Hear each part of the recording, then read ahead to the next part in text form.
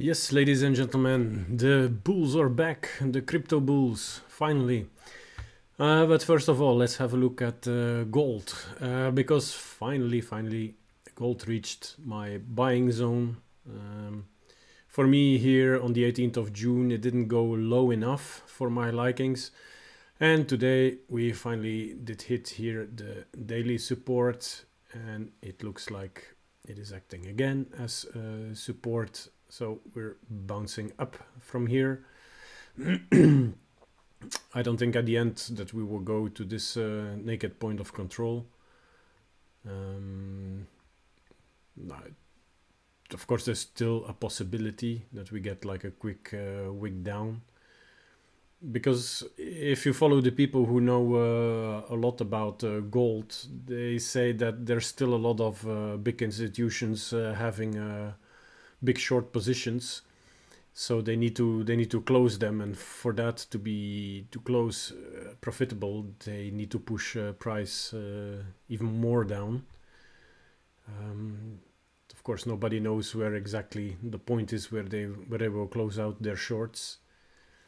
But it looks like it's getting nicely bought up again. So we will see. Let's hope we have a short squeeze of the big institutions. Then we would see very nice pumps.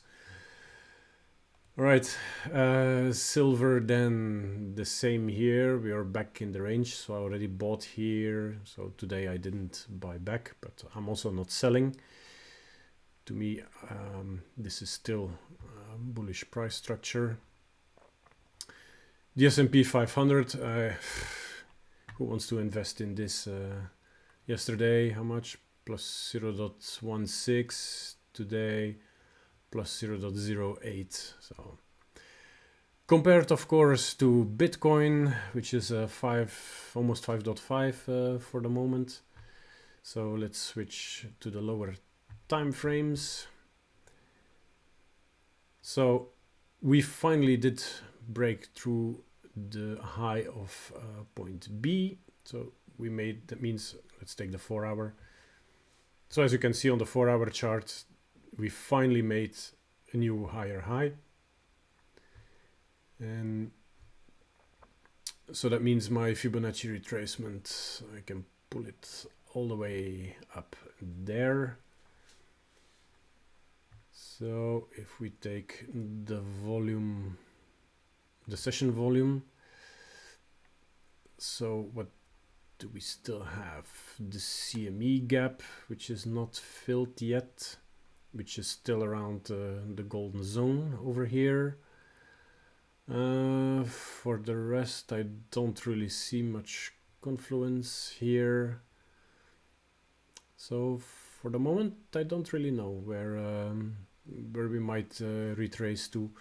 But if we zoom out a bit and then we take the Fibonacci retracement from this high to the low, which is point A over here, then we have the golden zone, which is marked here in red.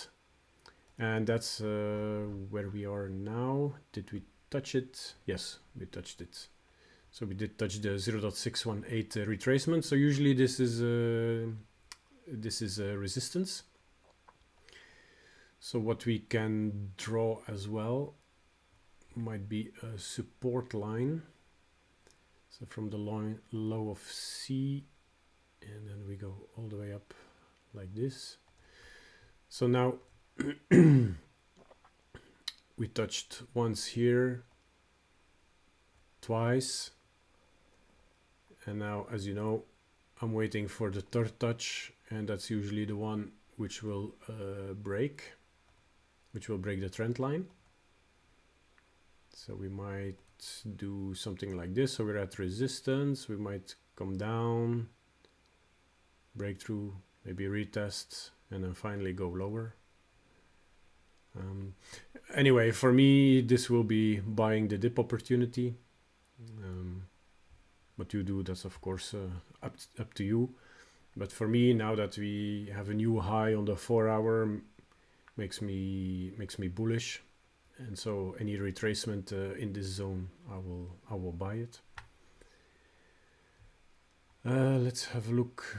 Bitcoin dominance on the daily. So we did go a bit down, so that means altcoins are going up more. And let's have a look at Ethereum, 6.53 up for the moment, so that's good. So here we have this, it's not so perfect, this daily support. That's not what I want. Where's the mouse?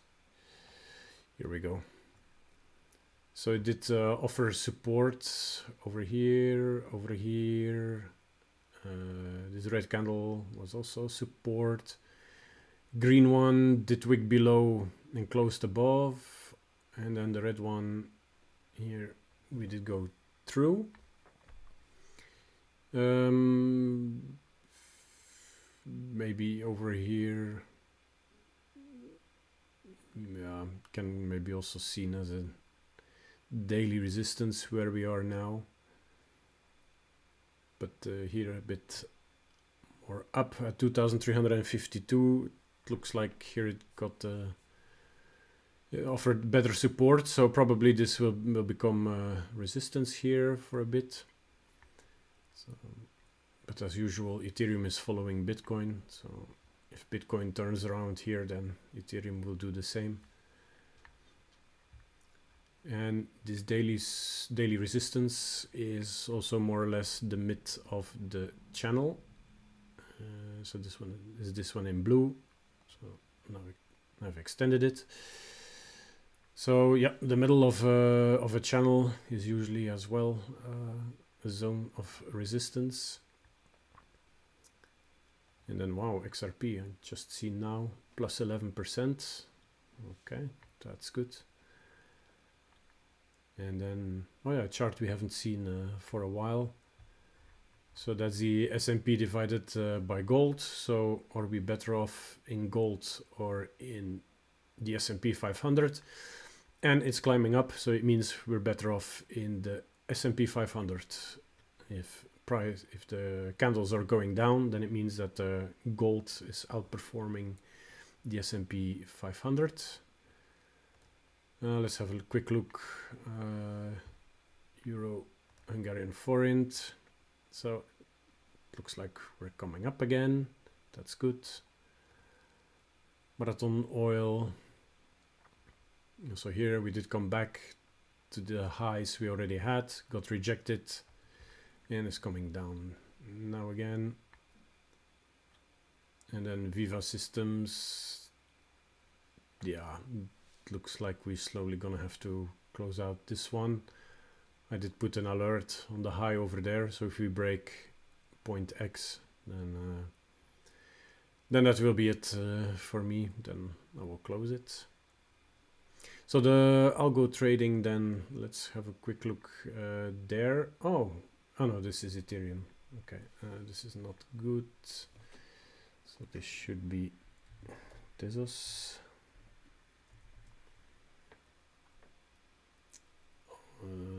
Sorry, USDT on Bybit.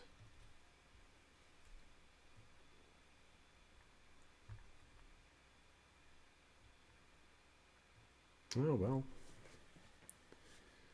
no buy signal yet, but it's a matter of $0.002. Now we get it. Now we get the buy signal. Yeah. So let's see if we can keep this for a few more hours. Then we finally get the buy signal for Tezos. So how much was this from the low? Nice. So 40% increase from the low. So this is also the thing with the algo trading. It doesn't catch tops and bottoms. It's just, it works very, very well in a trend. So of course, to get out from the bottom, we first need to get a good push upwards before the algo finally will buy. And then it's the same, it will keep you in the trend until there's a big sell-off. And then we switch to the short position. So Bitcoin also getting close. There's about $300 more that we should push up. But I would prefer that we come down a bit and then push through, because we had the day before yesterday was already a high candle of 7.5%. Today 5.5%. So we're going up a bit too fast to my likings. But okay, if it tells us to go long, I go long. We just have the risk that it might turn around and then come down again, who knows, maybe 10% before finally going up. So I like it more that it comes down now, and then we get a final push through and it will continue and puts us in a trend. Ethereum, still nothing there. Bitcoin Cash, neither there. And then XRP, that close of the day before yesterday's candle, we got the buy signal, and so today plus 11.5%. If you have a look at the Fear and Greed Index, exactly the same as yesterday. So good. Then if people are fearful, then price goes up. So if you have a look at the trading account, so Bitcoin, we're still in our short at $122 underwater. XRP doing very well, $89 in virtual profit for the moment. And the Fear and Greed Index for the stock market, 43 now, and before also 43, so nothing has changed over there. All right, guys, so crypto starts to look very good. Exciting times are coming. Let's see what the price action for tomorrow will be. See you then. Bye-bye.